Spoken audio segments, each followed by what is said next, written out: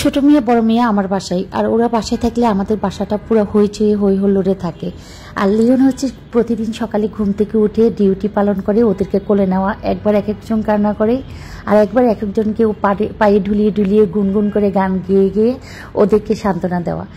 তো এদিকে হচ্ছে সকালবেলা পান্তা ভাত দেখাচ্ছি। সকালবেলা আমাদের বাসায় হচ্ছে কি সবাই কেউ পান্তা ভাত খায়, কেউ হচ্ছে পরোটা রুটি এসব খাওয়া পছন্দ করে। আর এদিকে হচ্ছে জেসমিন পুরো বাসা পরিষ্কার করছে, ময়ফুল হচ্ছে রান্নাঘরটা পরিষ্কার করছে। এটা হচ্ছে তাদের প্রতিদিনই নিত্য একটা কাজ, যে যার যে কাজ সে সেই কাজে ব্যস্ত হয়ে থাকে, বলা লাগে না। প্রথম কয়েকদিন হয়েছে কি আমি বলে দিই যে তুমি এটা করবা, তুমি এটা করবে, এগুলো বলে দেওয়ার পর ওরা ওই রুটিন মাফিক প্রতিদিন একই কাজ করে। আর রাতে বৃষ্টি হয়, পুরো ব্যালকনিতে ময়লা এসে বা বাইরের ধুলা এসে পুরো অপরিষ্কার হয়ে গিয়েছে। রাস্তার পাশে বাসা হওয়াতে আমার বাসায় এত ধুলাবালি আসে, এত ক্লিন করে রাখা হয়, তারপরও ওই যে ধুলাবালি থাকেই। আর বৃষ্টি হলে তো কথা নেই, দুটো বারান্দা একদম অপরিষ্কার হয়ে যায়। তো এদিকে হচ্ছে সকালবেলা ঘুম থেকে ওঠার পর পুরো বাসা পরিষ্কার পরিচ্ছন্ন করার পর বাইরের ওয়েদারটা আজকে অনেক সুন্দর একটা ওয়েদার। গত রাতে আমরা একটা শপিংয়ে গিয়েছিলাম, সেখান থেকে কিছু বাবুদের জন্য কেনাকাটা করেছিলাম, আমি এখনই শেয়ার করব কিছুক্ষণ পরেই। তো আসলে কেনাকাটা করে এসে আর টায়ার্ড হয়ে গেছিলাম, রাতে আর কোনো কিছু দেখার সময় পাই নাই। সকালবেলা ঘুম থেকে উঠে প্রথম আমি ছোট মিয়া বড় মিয়াকে একটু দেখে নিই, কারণ ছোট মিয়া বড় মিয়া এতটা লক্ষ্মী, ওরা অনেক কিউট বেবি দুজনে, মাশাআল্লাহ অনেক ম্যাচিউরও। তো ভালো লাগে ওদের দুজনকে, অনেক ভালোবাসি দুজনকে। তো এদিকে হচ্ছে জেসমিন আমার পুরো বাসার সবকিছু পরিষ্কার পরিচ্ছন্ন, কারণ যেহেতু ওই যে বলেছিলাম রাস্তার পাশে বাসা। আজকে আমার বাসায় দুজন রং মিস্ত্রি এসেছিল, ওরা কিছু রঙের কাজ কমপ্লিট করতে পারে নাই, ওগুলা করে দিয়ে যাচ্ছে। এদিকে হচ্ছে ছোট মিয়ার বাবা ছোট মিয়ার মা দুইজনেই ঘুমাচ্ছে, দুইজনে ঘুমে বিভোর, যেহেতু রাতে ওরা ঘুমাতে পারে না। তো আমি ওদেরকে একটু দেখে নিলাম, বড় মিয়া কোথায় আছে, নিশ্চয় লিওনের কাছে, ছোট মিয়া ওদের বাবার কাছে। আর হচ্ছে মেয়েটা ঘুমাচ্ছে, সারা রাত হয়তো সজাগ থাকি বেবিদের জন্য। এদিকে হচ্ছে ময়ফুল রাতে যে তরকারিগুলো ছিল সেই তরকারিগুলো সুন্দর করে গরম করে রেখে দিয়েছি। এটা হচ্ছে দধিটা আমি বাসায় বসিয়েছিলাম। এবার দধিটা হচ্ছে কি আমি মাটির হাঁড়িতে বসিয়েছি, প্রত্যেকবার আমি সিলভারের যে কোনো পাত্রে বসিয়ে ফেলি, তাতেও কিন্তু সুন্দর বসে যায়। তবে দুধটা ফিউর থাকতে হবে, দুধ ফিউর থাকলে যে কোনো পাত্রে আপনার দধি বসে যাবে। ওদিকে ময়ফুল সকালের সকল কাজ কমপ্লিট করে রান্নাঘরটা একটু পরিষ্কার করে নিচ্ছে। আর ও প্রতিদিনই সময় পায় না, এত মেহমান থাকে আর এত কাজ থাকে, প্রতিদিন যে বাসা পরিষ্কার করবো এটা একদম পসিবল হয়ে ওঠে না। তো সে যখনই সময় পায় তখনই একদম 3 তলা 2 তলা 4 তলায় উঠে সকল কিছু পরিষ্কার করে।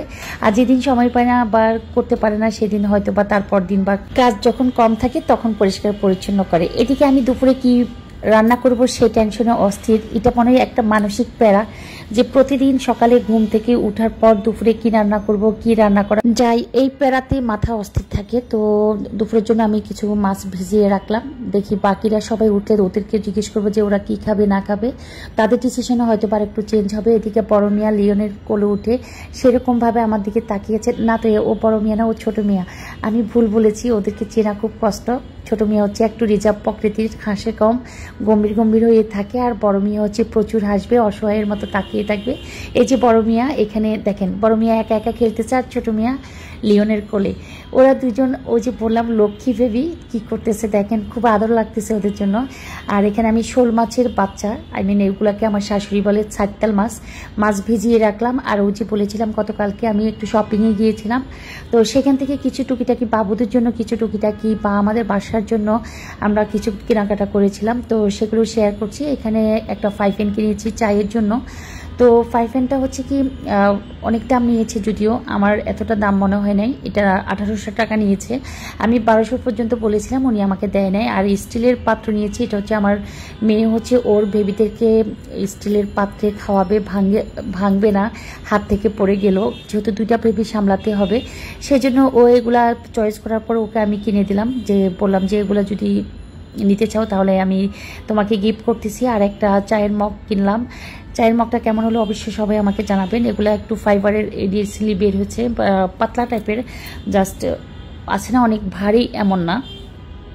শপিংয়ে গিয়েছিলাম শুধু ছোট মিয়া আর বড় মিয়ার জন্য কিছু কেনাকাটা করতে, কিন্তু ওইখানে গিয়ে নিজেদের জন্য কেনাকাটা হয়ে গেল। আসলে কেনাকাটা করতে গেলে চোখে হঠাৎ করে যে কোনো জিনিস চয়েস হয় তখন নিতে হয়, দামে হয়ে গেলে নিয়ে ফেলি, এমন একটা পরিস্থিতি। তো ছোট মিয়া বড় মিয়া যেহেতু 6 মাস পূর্ণ হলো, তাদের জন্য প্রিপারেশন, যে খিচুড়ি খাওয়ার বা বাড়তি খাবারের প্রিপারেশন চলছে বাসায়। আর হচ্ছে বাসার জন্য যে টুরকি টাকুরগুলো কিনেছিলাম তার মাঝে আছে পাপোশ। পাপোশ হচ্ছে কি তেমন একটা চয়েসফুল পাওয়া যায় না, খোঁজ করতে হয় অনেক। আর এগুলো মনে হয় বাইতুল মোকরম বা নিউ মার্কেটের এদিকে অ্যাভেলেবেল, আমাদের এদিকে না। তারপরেও আছে যে অনেকগুলোর মাঝে একটা চয়েস হয় এমন একটা নেওয়া। এটা হচ্ছে ডাল ঘুটুনি। আমার বাসায় হচ্ছে কি ডাল ঘুটুনিটা একদম নষ্ট হয়ে গেছে, তারপর ডাল ঘুটুনি নিলাম, টিস্যু বক্স নিলাম কিছু।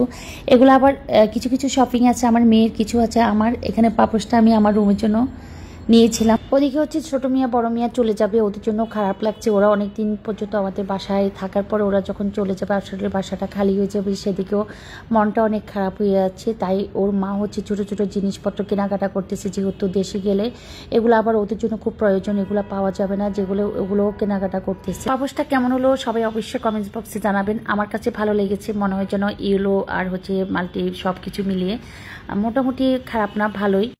আসলে আমার এখানে যে মার্কেটটা আছে এখানে এই মার্কেটটাতে মোটামুটি খারাপ কিছু না, ভালোই পাওয়া যায় সব কিছু, যে অনেক দূরে যেতে হয় না। এদিকে বড় মিয়া হচ্ছে 2 পা উপরের দিকে উঠিয়ে ওর মামার সাথে গল্প করতেছে, আর ওর মামা হচ্ছে ওকে সারাদিন কোলে নেওয়ার জন্য অস্থির। এখানে হচ্ছে একটা 3 পিস আমি অনলাইন থেকে অর্ডার করেছিলাম, 3 পিসটা আজকে পার্সেলে এসেছে। তো আমি একটু খুলে দেখলাম যে 3 পিসটা ঠিক আছে কিনা, মোটামুটি ঠিক আছে আলহামদুলিল্লাহ। অনলাইন শপিংয়ের মাঝে আমি 3 পিস কিনে সবসময় বেটার ফিল করেছি। আছে না যে না কখনো একরকম দেখেছি দিয়েছে আর একরকম, এমন না। তো বড় মিয়া ছোট মিয়ার জন্য আলু কেটে নিচ্ছি, ওদের যেহেতু খিচুড়ি খাওয়াবে সেজন্য খিচুড়িটা দুপুরে খিচুড়িটা আমি রেডি করে দিচ্ছি ওদেরকে। আর ওর মা তো অনেক ব্যস্ত থাকে ওদেরকে নিয়ে সারাক্ষণ। ছোট মিয়া বড় মিয়ার জন্য প্রথমে আলু, তারপরে হচ্ছে গুঁড়া চাল, তারপরে হচ্ছে একটু হালকা তেল আর হচ্ছে লবণটা কেন জানি সবাই নিষেধ করছে যে বেবিদের খিচুড়িতে যেন লবণ দেওয়া না হয়। আগে তো আমরা যখন বাচ্চাদের জন্য খিচুড়ি রান্না করেছি তখন সবসময় লবণটা ইউজ করেছি, যে মুখে দিয়ে দেখেছি যে লবণ ঠিকমতো হয়েছে কিনা। তো এখন ডাক্তার নিষেধ করছে বা সবাই নিষেধ করছে যে লবণ নাকি নিষেধ, আমি জানি না কেন নিষেধ করছে। তো এখানে খিচুড়িটা বসিয়ে দিলাম, আর আমরা এখনও সকালে নাস্তা করিনি, সবাই আস্তে আস্তে সবাই ঘুম থেকে উঠতেছে। আমি এখন ডিম পোস্ট করে নিব, যেহেতু সবাই পরোটা খাবে কেউ ভাত খাবে, তো সেই জন্য ডিম পোস্টটা করে নিব। এদিকে খিচুড়িটা বসিয়ে দিলাম, একটু নেড়ে দিচ্ছি, অল্প আছে। আমি খিচুড়িটা রেখে ও পাশে চুলোয় হচ্ছে ডিমগুলো ভেজে উঠিয়ে ফেলবো। সকালবেলার নাস্তাটা হচ্ছে আমার বাসার একদম কমন একটা নাস্তা, ভাত তো মাস্ট থাকবে, আর হচ্ছে পরোটা রুটি যে যেটা পছন্দ করে। তো ছোটো মেয়ের রান্নাগুলো বসিয়ে দিয়ে টেনশন মুক্ত থাকি সবসময়, যেহেতু সকালবেলা ওরা 12টার ভিতরে গোসল করানো বা খাওয়ানো সব কিছু মিলিয়ে ওদের জন্য একটা টেনশন ফিল হয়।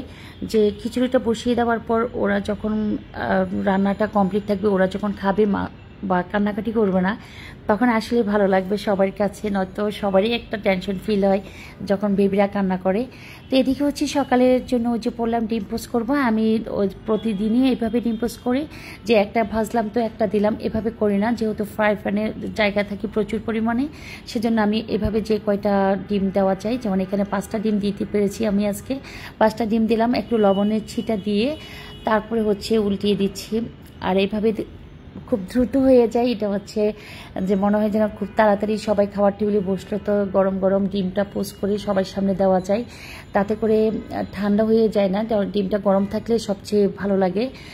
তো ডিম তো আমার বাসায় একদম পছন্দনীয় একটা খাবার, সকালবেলা ডিম ভাজতে হবে। যেদিন কেউ খাবে না বলে সেদিনও আমার 2-3টা ডিম ভাজি করা লাগে। তো ডিমগুলো ভেজে উঠিয়ে নিচ্ছি, ডিম পোস্ট। আর হচ্ছে 1-2জন হচ্ছে ডিমের ভিতরের কুসুমটা একটু শক্ত খাবে, আর সবাই হচ্ছে নরম নরম এই ধরনের খাবে। তো লাস্টের ডিমটা আমি একটু শক্ত করে নিলাম। আর হচ্ছে এখন বাবুদের খিচুড়িটা ওই চুলো থেকে ডান পাশের চুলো দিয়ে আমরা চুলার জালটা কমিয়ে দিয়ে নাস্তা করব।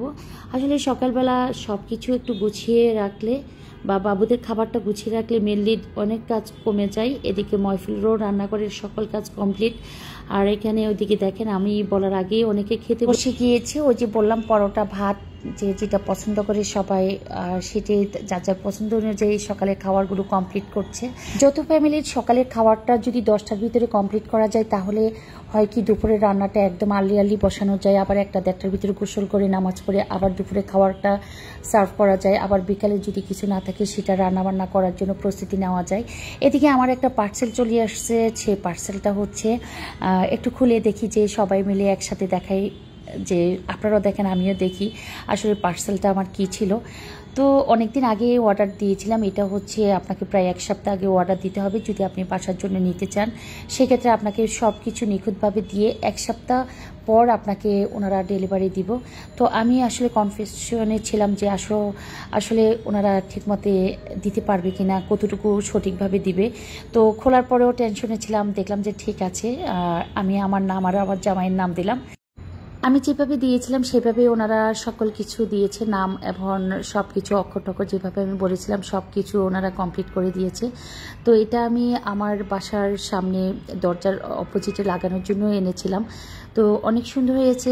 আমি কালারগুলো বলে দিয়েছিলাম কোথায় কি কালার হবে, কোথায় কি ডিজাইনের দিবেন বা কি নাম হবে, সব কিছুর ওনাদেরকে আমি বুঝিয়ে দিয়েছিলাম। ওনারা জাস্ট 1 সপ্তাহ পরে আমাদেরকে দিল। তো সকালে খাওয়া দাওয়া শেষ, তো দুপুরে রান্নার আয়োজন চলছে। এখানে লাল শাক আর পালং শাক নিয়েছিলাম। আমি এটা চিংড়ি মাছ দিয়ে রান্না করব, লাউ রান্না করব চিংড়ি মাছ দিয়ে। তো সবার মাঝে আজকে ছোট্ট একটা ব্লগ শেয়ার করা। সবাই ব্লগটা কেমন হয়েছে অবশ্যই জানাবেন। আল্লাহ হাফেজ সবাইকে, অনেক অনেক ভালো থাকবেন। আল্লাহ হাফেজ।